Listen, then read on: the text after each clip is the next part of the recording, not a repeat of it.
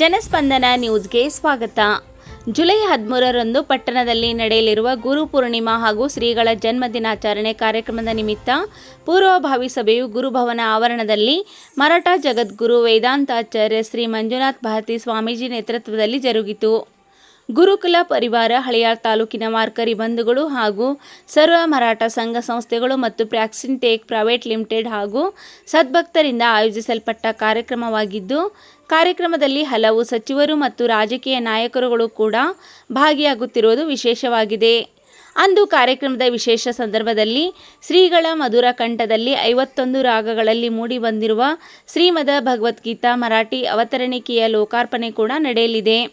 July 13ರ ಮುಂಜಾನೆ ಹಳೆಯಾಳ್ ಜನತೆಗೆ ತುಂಬ ವಿಶೇಷವಾಗಿರಲಿದ್ದು, ಗೋಪೂಜೆ, ಗುರುದೀಕ್ಷೆ, ಜ್ಞಾನೇಶ್ವರಿ ಪಾರಾಯಣ, ಶ್ರೀಮದ್ ಭಗವದ್ಗೀತಾ ಪಾರಾಯಣ, ಭಜನೆ, ಶ್ರೀಗಳ ಪಾದಪೂಜೆ, ಆಶೀರ್ವಚನ ಮತ್ತು ಸಭಾ ಕಾರ್ಯಕ್ರಮದ ನಂತರ ಮಹಾಪ್ರಸಾದ ವಿತರಣೆ ಮೂಲಕ ಸಾಕ್ಷಿಯಾಗಲಿದೆ.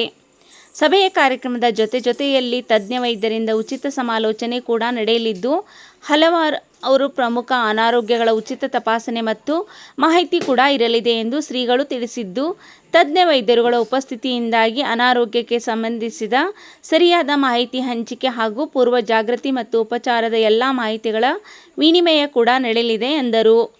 ಇಂತಹ ಮಹತ್ತರ ಕಾರ್ಯಕ್ರಮದಲ್ಲಿ ಸರ್ವ ಮರಾಠ ಸಮಾಜದ ಸರ್ವರು ಭಾಗವಹಿಸಿ ಉಪಯೋಗ ಪಡೆದುಕೊಳ್ಳಲು ವಿನಂತಿಸಿದ್ದಾರೆ.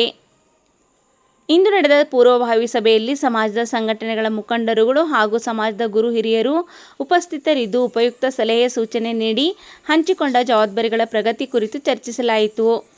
ಸಭೆಯಲ್ಲಿ ಕುಮಾರ್ ಬೊಬಾಟಿ, ಪ್ರಕಾಶ್ ಪಾಕ್ರಿ, ಬಿಡಿ ಚೌಗ್ಲೆ, ಎನ್.ಎಸ್. ಪಾಟೀಲ್, ತಾನಾಜಿ ನಾಕಾಡಿ, ಮಂಗಲಾ ಕಶಿಲ್ಕರ್, ಅಶೋಕ್ ಮಿರಾಸಿ, ವೈ.ಬಿ.